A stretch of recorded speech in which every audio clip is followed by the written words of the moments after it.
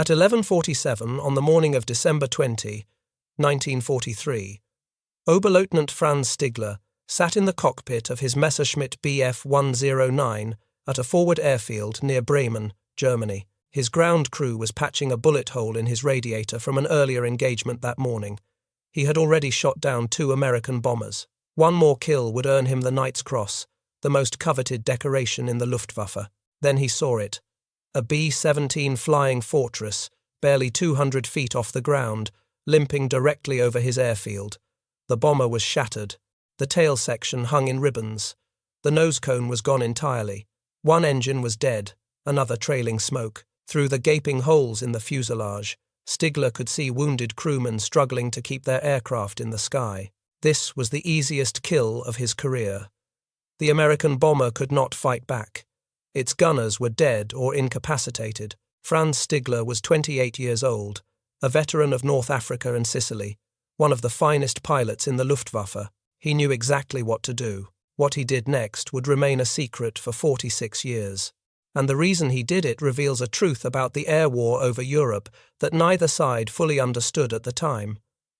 German pilots did not think about American airmen the way most people assume. The reality was far more complicated, far more human, and ultimately far more devastating for the Luftwaffe than simple hatred could ever have been. To understand what German pilots thought about Americans, we first need to understand what American bomber crews faced when they flew into the heart of Nazi Germany. Because the Germans were watching, they were paying attention, and what they saw shaped their opinions in ways that surprise most people today. The American bomber crews who flew into Germany in 1943 had no idea what their enemy thought of them. They knew only that they were dying at rates that made survival statistically impossible. In the summer and fall of that year, the 8th Air Force was hemorrhaging men.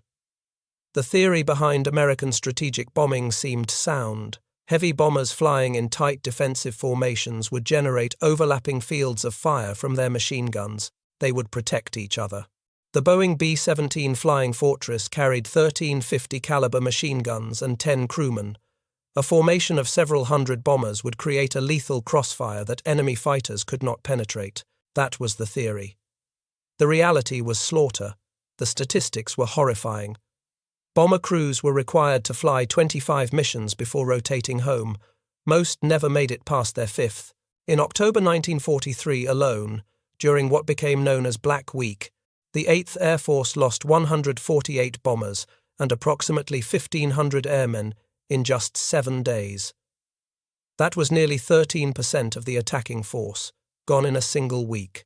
The men who climbed into those B-17s and B-24s each morning understood the mathematics of their situation. They could do the arithmetic. 25 missions required.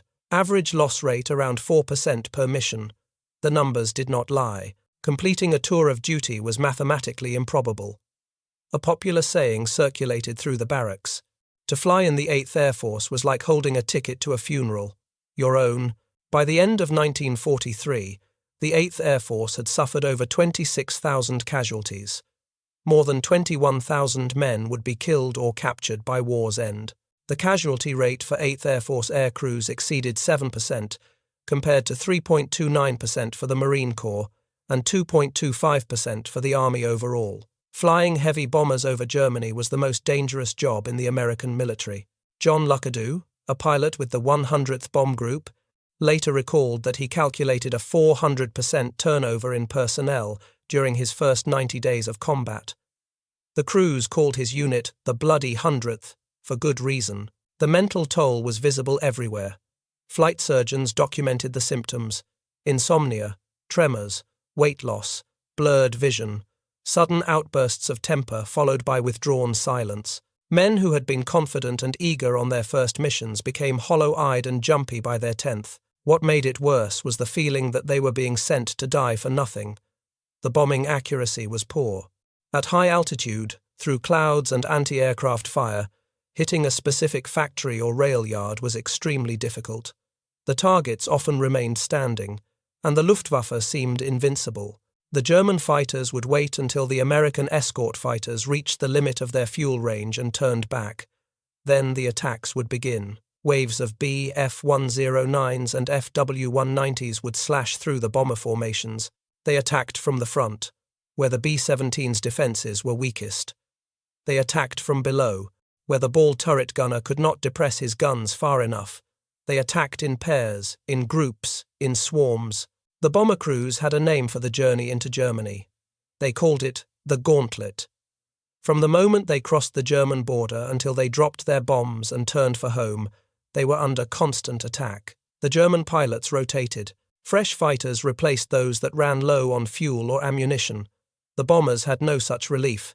They flew straight on, through the fire, watching aircraft around them explode and fall. John Keemer, also of the 390th Bomb Group, remembered the German fighters with a mixture of fear and grudging respect. No matter the target they were defending, he said, they were balls to the wall. They were brave. They did not hesitate. What Keemer and his fellow Americans did not fully grasp was that the German pilots attacking them were not faceless machines. They were men with their own fears, their own doubts, and increasingly, their own complicated feelings about the enemy they were killing. The Luftwaffe pilots who rose to intercept American bombers in 1943 were, in many ways, the finest fighter pilots in the world. Some had been flying combat since the Spanish Civil War in 1936. Many had scores of aerial victories. A few had over 100. These men had fought against the Royal Air Force during the Battle of Britain. They had destroyed thousands of Soviet aircraft on the Eastern Front. They had developed tactics and techniques honed through years of continuous combat. The greatest of them, men like Erich Hartmann, Gerhard Barkhorn, and Günther Rall, would accumulate victory counts that no American or British pilot could approach. Hartmann alone claimed 352 aerial victories, more than any pilot in history. But even among these veterans, the sight of American bomber formations inspired something unexpected. Not contempt, not dismissal, something closer to astonishment. The first time many German pilots saw an American combat box, they were struck by its size and discipline. Hundreds of heavy bombers, flying in precise formation, bristling with machine guns, pressing forward despite losses that would have turned back lesser men. The Germans had expected the Americans to be soft, unprepared for war. What they found was something different. Oberstleutnant Johannes Steinhoff was one of the Luftwaffe's most experienced pilots. By 1943, he had flown over 500 combat missions and shot down more than 150 aircraft. He had fought against the British over the English Channel, against the Soviets over the Eastern Front, and now against the Americans over Germany. In interviews after the war, Steinhoff spoke candidly about the differences between his various enemies. The British pilots, he said, were the most aggressive and capable he had faced. This was nothing against the Americans, he added, because they came in late and in such large numbers that direct comparison was difficult. But when pressed about what he thought of American airmen, Steinhoff's answer revealed something important.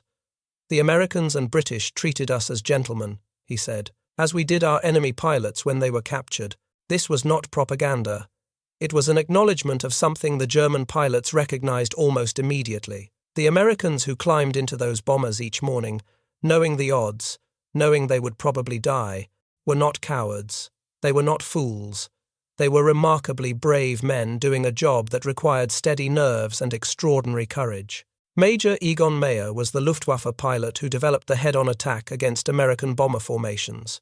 He recognized that the B-17's defenses were weakest at the nose. By diving straight at the bombers from 12 o'clock high, German fighters could concentrate their fire on the cockpit before the American gunners could bring their weapons to bear. The tactic was devastatingly effective, but Meyer himself acknowledged what it required. A head-on attack meant closing on a formation of heavy bombers at a combined speed approaching 600 miles per hour. The German pilot had perhaps 2 seconds to aim, fire, and break away before colliding with his target. It took, in Meyer's own assessment, great skill and courage, and he was describing what his own pilots had to do. The implication was clear. The American crews who held formation, while fighters screamed directly at their cockpits, were demonstrating equal courage. This mutual recognition of bravery created a strange dynamic in the air war. German pilots began to notice something about the Americans that surprised them. The bomber crews did not break, they did not scatter, They held their formations even as aircraft around them exploded and fell. They continued their bomb runs even when every instinct screamed at them to turn back. Consider what this required. A B-17 bomber flying in formation was essentially a fixed target. The pilot could not jink or weave or take evasive action. Doing so would break up the carefully maintained defensive box and expose the aircraft to even greater danger. The crew had to fly straight and level through anti-aircraft fire, through fighter attacks, through hell itself, knowing that the mathematics of random chance would kill some of them, no matter how perfectly they flew. The flak over German cities was terrifying. Hundreds of anti-aircraft guns would fill the sky with explosions. The shells were fused to detonate at specific altitudes, creating lethal clouds of shrapnel. A direct hit would destroy an aircraft instantly. A near miss could shred control surfaces, kill crewmen, start fires in fuel tanks. The bombers flew through this curtain of steel as if it were a summer thunderstorm, steady and unwavering. Then came the fighters. German pilots developed increasingly aggressive tactics as the war progressed. The head-on attack, pioneered by Egon Meyer, was designed to be psychologically devastating as well as tactically effective.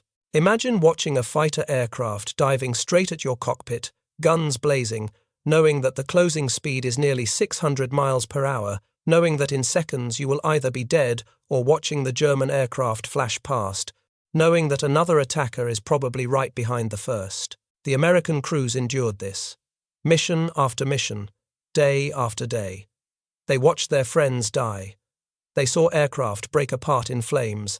They smelled the burning flesh when wounded crewmen were hit, and they came back the next morning and did it again. German pilots noticed this. They could not help but notice it. And while they were professional soldiers doing their job, many of them felt something like admiration for an enemy that would not quit. Major General Adolf Galland, who commanded all Luftwaffe fighter forces from 1941 until January 1945, later admitted that German intelligence had badly underestimated what the Americans would endure. The expectation had been that sustained losses would break American morale. Instead, the bombers kept coming. More of them each month. And the crews inside them kept fighting. Galland himself was a remarkable figure. He had scored over 100 victories and wore the Knight's Cross with oak leaves, swords, and diamonds, one of Germany's highest decorations. He smoked cigars in the cockpit and had an ashtray installed in his Bf-109. He was brave, outspoken, and increasingly frustrated with the leadership of Hermann Göring and the Nazi High Command. But Galland was honest about what he saw in the American airmen. They would not quit. They absorbed losses that would have shattered any European air force. They refined their tactics, they improved their aircraft, and they learned from their mistakes. This was not the soft enemy German propaganda had promised. This was a formidable opponent that grew stronger with each passing month. In March 1945, American intelligence officers interrogated 22 captured German fighter pilots. These were experienced men, many of them aces, and their honest assessments were revealing. They spoke of American aircraft with grudging respect. The P-51 Mustang, they said, was fast with excellent climbing ability. The P-47 Thunderbolt was devastatingly effective in the dive. But what struck the interrogators was the German pilots' assessment of American airmen themselves. They did not speak of them with contempt. They spoke of them as dangerous opponents who had earned respect through their willingness to fight and die.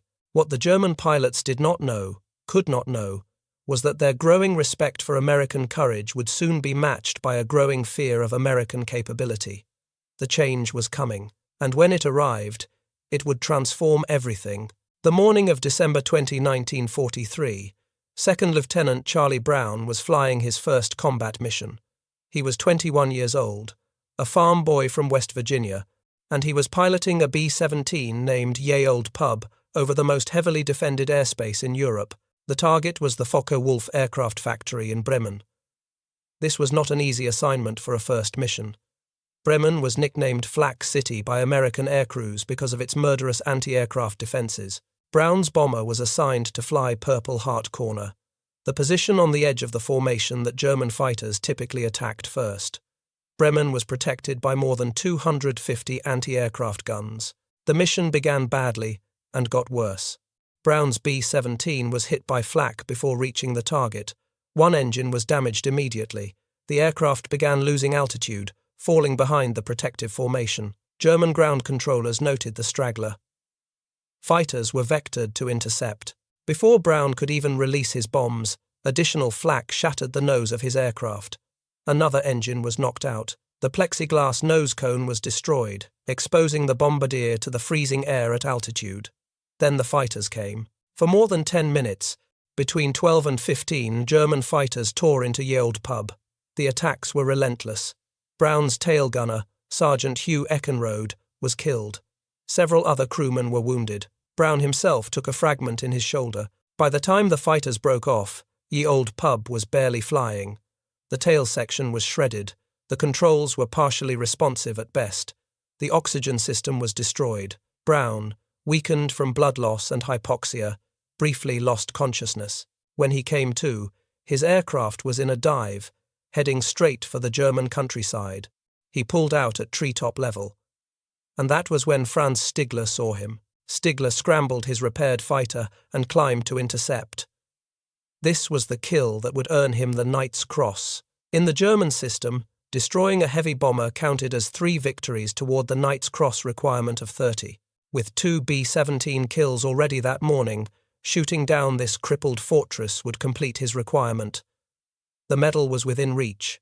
The crippled bomber could not defend itself.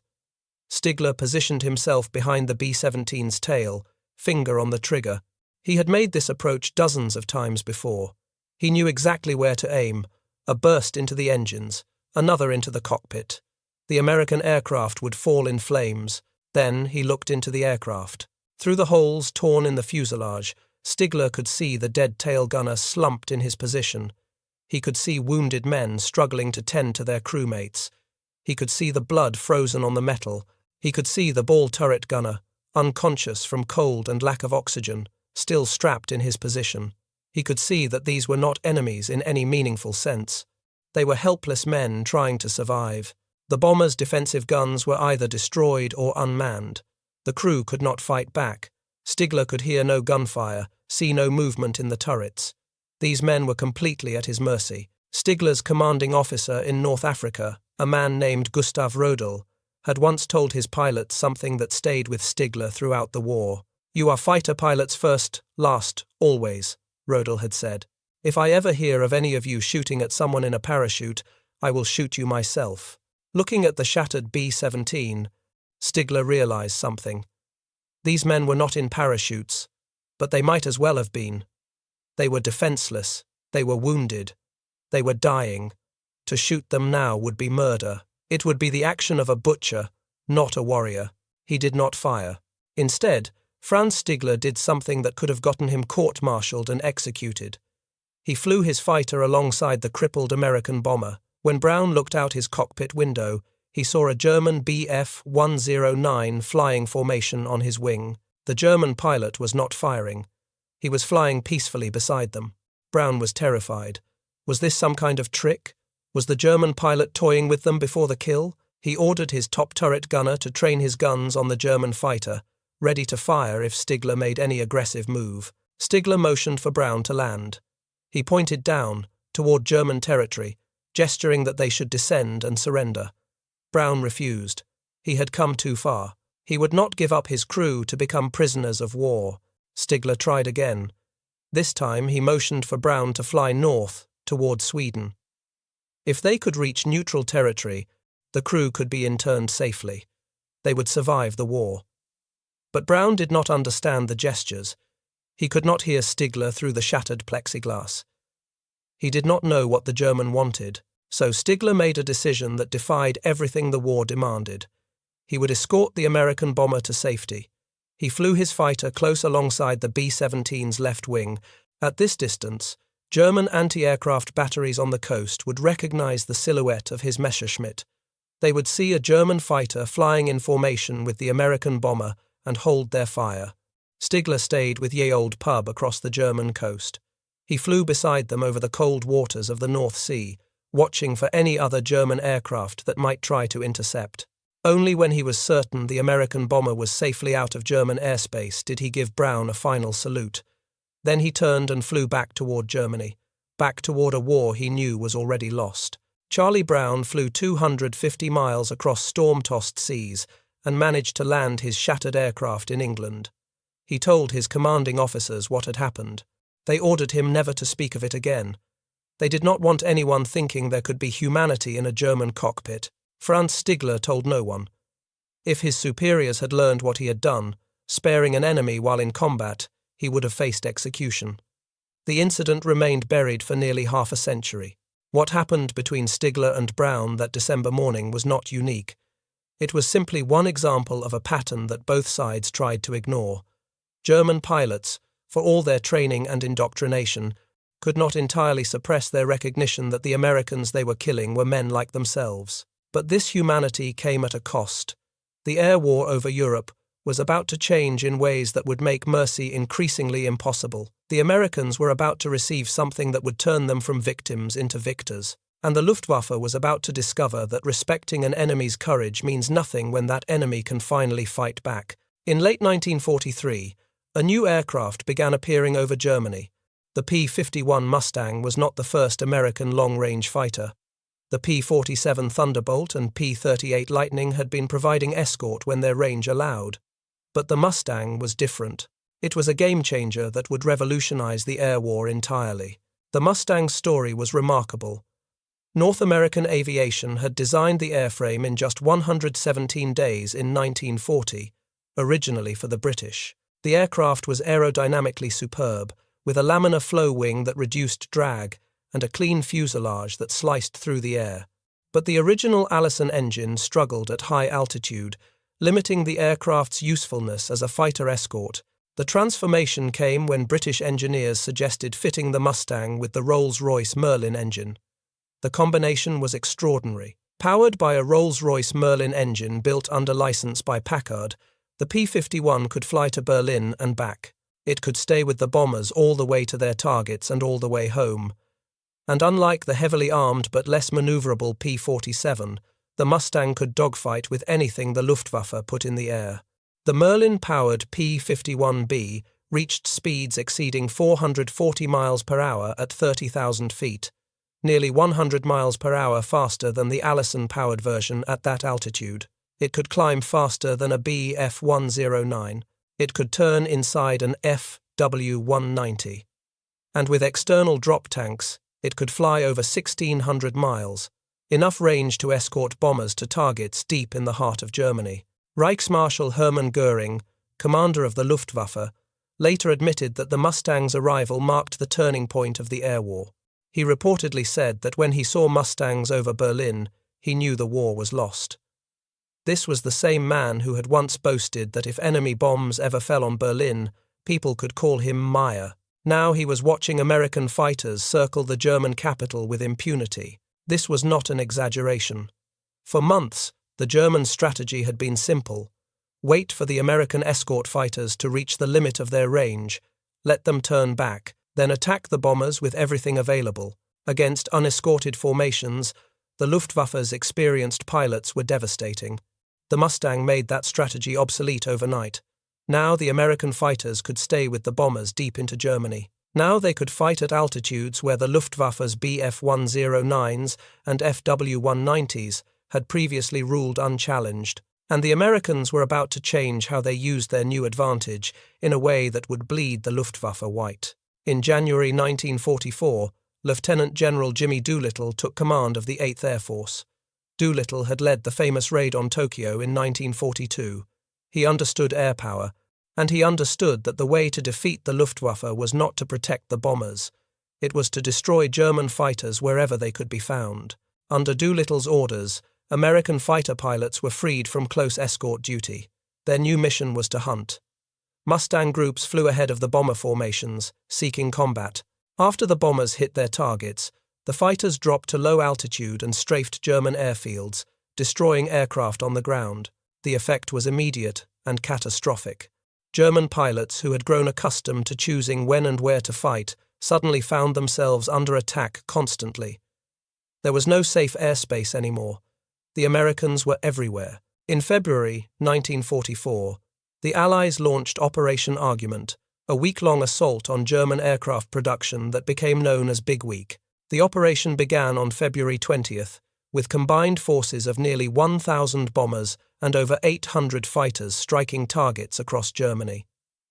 Over the next 6 days, more than 3,000 heavy bomber sorties dropped approximately 10,000 tons of bombs on Luftwaffe factories. The American forces struck targets in Brunswick, Leipzig, Gotha, Regensburg, Stuttgart, Augsburg, and other manufacturing centers. RAF Bomber Command joined the assault at night, hitting the same targets the Americans attacked by day. The Germans could not rest. They could not repair. They could barely breathe. The damage to German production was significant but ultimately recoverable. German industry had already begun dispersing aircraft manufacturing to smaller facilities and underground bunkers. Production would actually increase through 1944, peaking later in the year, but this was irrelevant. What was not recoverable was the loss of pilots. During Big Week, the Luftwaffe lost approximately 17% of its fighter pilots. Not aircraft, pilots. The men who knew how to fly, how to fight, how to survive. Many of them were veterans with years of experience. These were the backbone of German air defense, and they were being killed faster than they could be replaced. The 8th Air Force lost approximately 200 bombers during Big Week, with around 2,600 casualties. These were significant losses, but the Americans could replace them. The training pipeline in the United States was producing pilots and crews at rates the Germans could not imagine. New aircraft rolled off production lines at Ford's Willow Run plant at the rate of 1 B-24 every hour. Germany had no such luxury. Every experienced pilot killed was a loss that rippled through the entire Luftwaffe. Every veteran shot down took with him years of combat knowledge that no training school could replicate. By April 1944, the Luftwaffe had lost over 1,000 fighter pilots, killed, wounded, or captured. These were not replaceable. The training pipeline that had produced Germany's elite pre-war pilots had been compressed by fuel shortages and the constant demand for replacements. The numbers tell a stark story of decline. At the start of the war, German fighter pilots received over 250 hours of flight training before joining combat units. They learned formation flying, aerobatics, gunnery, navigation, and tactics. By early 1944, that number had dropped to approximately 160 hours. By the summer of 1944, new pilots were arriving at frontline squadrons with as little as 112 hours. By late 1944, some pilots reached combat units with only 80 hours of flight time. A few had even less. The training accident rate soared.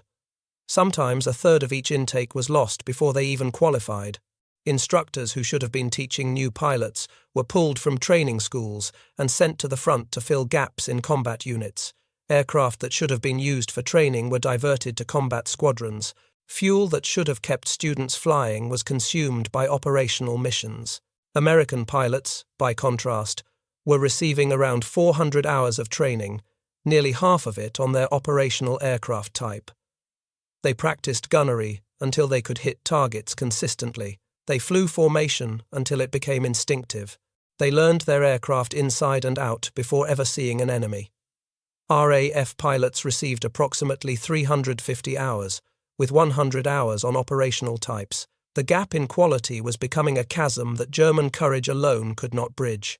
Günther Rall, the third highest scoring ace in aviation history, with 275 victories, explained the situation bluntly after the war. German pilots had to fly until they died or were wounded. There was no rotation home. No limit on missions. No rest tours where a veteran could pass on his knowledge to new pilots. This was the German policy, and it had profound consequences. The fly until you die policy allowed aces like Rall to accumulate enormous scores. He flew over 600 combat missions and was shot down 8 times.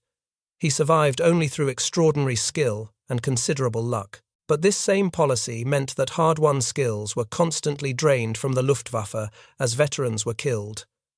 When Rall was shot down and wounded, his knowledge went with him. When other veterans were killed, their experience was lost forever. The vicious cycle accelerated through 1944. Experienced pilots died. They were replaced by poorly trained newcomers. The newcomers died even faster because they lacked the instincts that kept veterans alive. This created more vacancies, more demand for replacements, more pressure to shorten training even further. American practice was the opposite.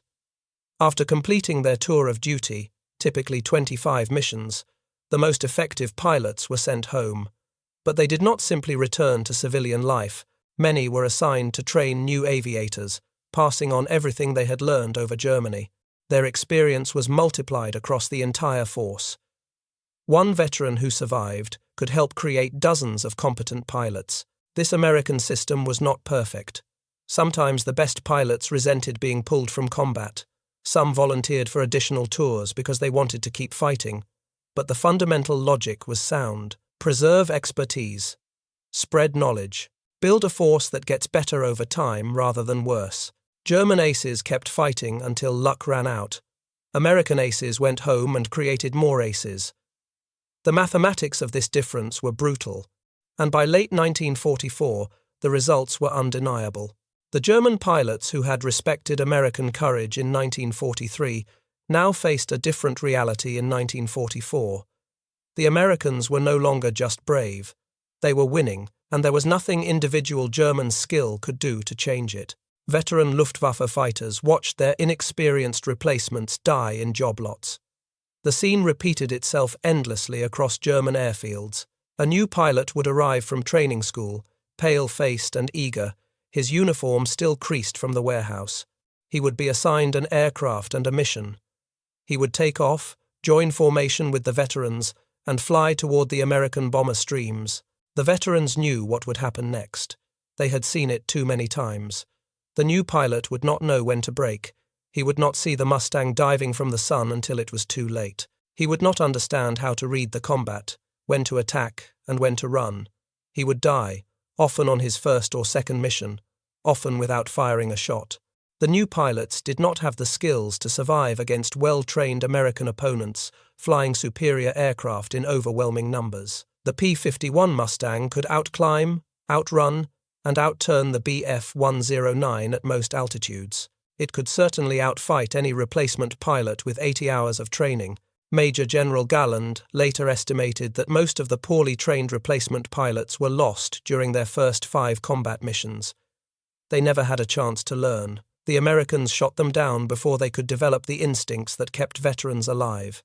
It was slaughter, and there was nothing the Luftwaffe could do to stop it. By the time of the D-Day invasion on June 6, 1944, the Luftwaffe was a shadow of what it had been. German fighters flew just over 300 sorties that day against nearly 15,000 Allied sorties in the largest amphibious operation in history, a ratio of nearly 50-1. The skies over Normandy belonged completely to the Allies. The German Air Force that had conquered Poland, France, and the skies over Britain was effectively broken. The psychological transformation among German pilots was dramatic. In 1943, they had been hunters, confident, aggressive, certain of their superiority. They would rise to intercept American formations, knowing they would inflict heavy casualties. The Americans were brave, yes, but they were also vulnerable. German tactics were working. German pilots were winning. By late 1944, everything had changed. They were prey. The Mustangs were everywhere. Every mission could be a pilot's last. The confidence that had characterized the Luftwaffe in its glory days was gone, replaced by a grim fatalism.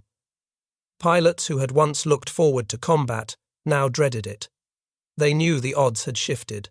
They knew that skill and courage might not be enough anymore. The fuel shortage made everything worse. By late 1944, German pilots were so short of aviation fuel that they could not train properly. They could not practice the tactics that might keep them alive. They sat on the ground while American fighters roamed freely overhead, strafing airfields, destroying aircraft before they could even take off. When fuel was available, German pilots were sometimes ordered to conserve it by switching off their engines the moment they touched down after a mission. Ground crews would then push the aircraft to shelter. This was not a fighting force at the height of its power. This was an air force in its death throes, strangling on lack of fuel, while superior American aircraft hunted them without mercy. The Japanese pilots facing American forces in the Pacific sometimes spoke of the Americans with contempt. They were soft, the Japanese believed, corrupted by comfort, incapable of sacrifice. The German pilots of the Luftwaffe never made that mistake. From the beginning of their encounter with American air power, they recognized something in their enemy that demanded acknowledgement. The Americans could absorb punishment. They could take losses that would have broken other air forces. And they kept coming back. Johannes Steinhoff, who survived the war despite being shot down 12 times, spent his final years as a senior NATO commander. He rose to the rank of full general in the rebuilt West German Luftwaffe.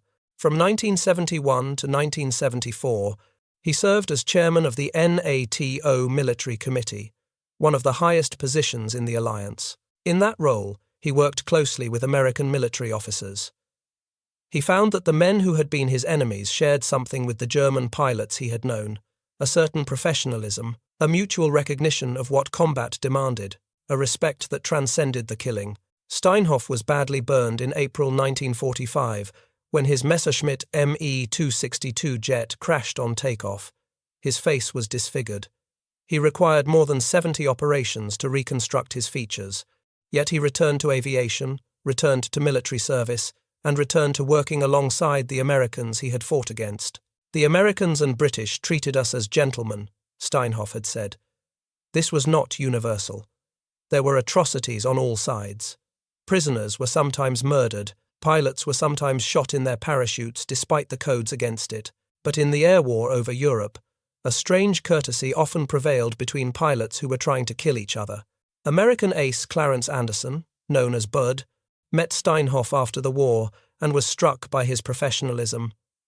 Anderson later became close friends with Günther Rall, who wrote the foreword to Anderson's memoir. These were men who had tried to kill each other over the skies of Germany. They became friends. Rall later reflected on what struck him about the shared experience of fighter pilots on both sides. "It always unsettles me," he wrote, "when I realize how closely the lives, passions, attitudes, thinking, and actions of fighter pilots of World War II resemble each other. We were young, we were eager, we flew and fought with everything we had. And when it was over, many of us found that our enemies were not so different from ourselves. This recognition of shared humanity did not prevent the killing. It could not. The war had to be fought. The Luftwaffe had to be destroyed. But it colored how the survivors remembered their enemies. In 1986, Charlie Brown was asked to speak at a reunion of combat pilots called Gathering of the Eagles. Someone asked if he had any memorable experiences from the war. Brown thought for a moment. Then he told the story he had kept secret for over 40 years, the German pilot who had spared his life, the salute over the North Sea, the mystery that had haunted him ever since.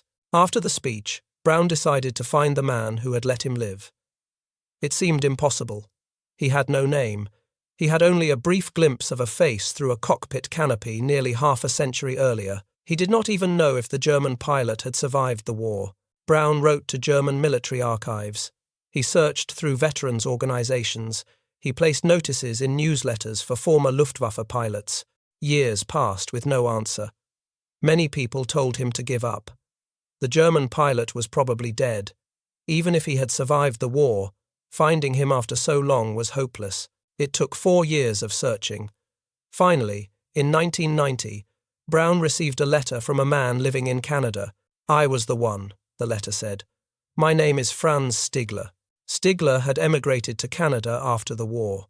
He had never spoken of the incident, not even to his wife.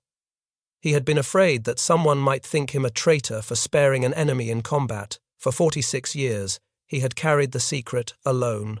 When Brown called Stigler on the telephone, the German pilot described everything: the damage to the bomber, the dead tail gunner, the escort across the coast, the salute. Every detail matched Brown's memories perfectly. There was no doubt. This was the man. When Brown and Stigler finally met in person, they embraced like brothers. They were both old men now, in their 70s, near the end of their lives. But the connection forged over the North Sea in December 1943 was as strong as ever. "I love you, Charlie," Stigler said when they met. The video of that moment shows him fighting back tears. These were not enemies anymore. They were friends. They were family. Between 1990 and 2008, Charlie Brown and Franz Stigler remained close. They appeared together at military reunions across the United States and Canada. They collaborated on a book about their experience, working with author Adam Marcos to tell their story. They demonstrated to audiences everywhere that the men who fought the air war over Europe were not abstractions. They were human beings capable of both killing and mercy. Stigler spoke at these events about why he had made his choice that December morning. "I could not shoot them," he said. "I thought to myself, what God abandoned these defended? They were defenseless. They had fought their battle. To shoot them was not war. It would have been murder." The story gained wider attention when Marcos published it in a book called A Higher Call. It became a bestseller. It was discussed on television programs and in newspapers. People who had never thought much about the air war over Germany suddenly learned that it had been fought by real men with real consciences. Stigler died in March 2008. Brown followed him 8 months later. They were buried in the same year, the former enemies who had recognized each other's humanity when it would have been easier to look away. Their families remained connected. The bond that Stigler and Brown had formed extended to the next generation. Historians estimate that the decision Franz Stigler made on December 20, 1943, saved the lives of 9 American airmen. Charlie Brown survived. His co-pilot, Spencer Luke, survived. The navigator, the radio operator, the gunners who had not been killed in the attacks, all survived. These 9 men had children and grandchildren. At a reunion decades later, Stigler met them all. He saw the generations that existed because he had chosen not to pull the trigger. He saw children and grandchildren and great-grandchildren, dozens of people who owed their existence to a moment of mercy over the North Sea. "What did it feel like?" someone asked him. "To see all those people?" Stigler thought about it. Then he smiled. "It felt," he said, "like doing the right thing." What did German pilots really think about American airmen in World War II? The answer is not simple. It evolved over time, shaped by experience and circumstance. In 1942 and early 1943, many German pilots viewed the Americans with a mixture of curiosity and confidence. The Luftwaffe had defeated every air force it had faced: Poland, France, the initial campaigns in the Soviet Union. The Americans were new to the war, flying missions with limited experience against a battle-hardened enemy. German pilots expected them to break. They thought the Americans were brave. This became undeniable almost immediately. Men who flew into the most heavily defended airspace in the world, day after day, knowing the odds, knowing most of them would die, were not cowards. The B-17 crews who held formation while fighters screamed directly at their cockpits demonstrated courage that German pilots recognized and acknowledged. These were not soft civilians playing at war. These were determined warriors who refused to break. They thought the Americans were dangerous. As the war progressed and American numbers and technology improved, respect became fear. The P-51 Mustang changed everything. Suddenly the Germans were the ones being hunted. Suddenly their airfields were not safe. Suddenly a German pilot could be attacked anywhere over the Reich, at any altitude, by fighters that could match or exceed his own aircraft. They thought the Americans were relentless. No matter how many bombers the Luftwaffe shot down, more came. No matter how many fighters were destroyed, replacements appeared. The production capacity of American industry was staggering. German pilots understood this. They understood that they were fighting an enemy with effectively unlimited resources. They understood the mathematics of attrition, and they understood that courage alone could not win against such odds. They thought the Americans were skilled. This was perhaps the most surprising conclusion for pilots who had been told the Americans were lazy and undisciplined. The reality was different. American pilots were well trained. Their formations were precise. Their tactics improved constantly. By 1944, American fighter pilots were among the best in the world, flying superb aircraft in overwhelming numbers. German pilots who survived encounters with them came back with stories of aggressive opponents who flew with confidence and skill, and some of them, at least, thought the Americans were fellow human beings. Men like Franz Stigler looked into shattered bombers and saw not enemies but wounded soldiers who had already given everything. Men like Johannes Steinhoff and Günther Rall recognized in their opponents the same qualities they valued in themselves: professionalism, courage, determination, a willingness to fight and die for their nation. This did not end the war. It could not. The Luftwaffe had to be destroyed for the Allies to win. The strategic bombing campaign was essential to victory. The losses on both sides were enormous, measured in hundreds of thousands of lives. By April 1945, German fighter production continued, but pilots and fuel were nearly exhausted. New aircraft sat on runways without anyone qualified to fly them. The fuel shortage was so severe that some aircraft could not even be moved to shelter. The training schools had closed. The Luftwaffe, which had once seemed invincible, was finished. But the humanity that sometimes flickered between enemies reminds us that the air war over Europe was fought by people, not machines. The statistics of loss, the thousands of aircraft destroyed, the tens of thousands of men killed, represent individual stories, moments of terror and courage, decisions that saved lives or ended them. Each casualty was someone's son, someone's brother, someone's friend. When German pilots spoke about American airmen after the war, they rarely spoke with hatred. More often, they spoke with the respect that soldiers sometimes feel for worthy opponents. They had tried to kill each other. They had succeeded more often than either side wanted to remember, but they had recognized something in the enemy that transcended the killing. The Americans and British treated us as gentlemen, Steinhoff said, as we did them. That statement, from a man who fought through the entire war and rose to command NATO forces, says something important about what actually happened over the skies of Germany. The air war was brutal. It was devastating. It killed hundreds of thousands of people and burned cities to ash. There was nothing romantic about it. The men who flew those missions, on both sides, saw things that haunted them for the rest of their lives. But within that brutality, there were moments of recognition. German pilots who saw American courage. American pilots who acknowledged German skill. Men like Stigler and Brown who met as enemies and died as friends. These moments do not redeem the war. Nothing could. But they remind us that even in the worst of circumstances, humanity can survive. The Luftwaffe lost the air war over Europe. By the time Germany surrendered in May 1945, its fighter force had been effectively annihilated. The pilots who survived carried memories of a conflict that had demanded everything from them and taken everything from their comrades. They had watched friends die. They had killed enemies who might, in other circumstances, have become friends. What they remembered about the Americans was not weakness. It was strength, not cowardice, courage, not an enemy to be despised, an opponent worthy of respect. And sometimes, in moments that defied all the logic of war, they remembered mercy, a salute over the North Sea, a choice not to fire, a recognition that even enemies can be human. That is what German pilots really thought about American airmen in World War II.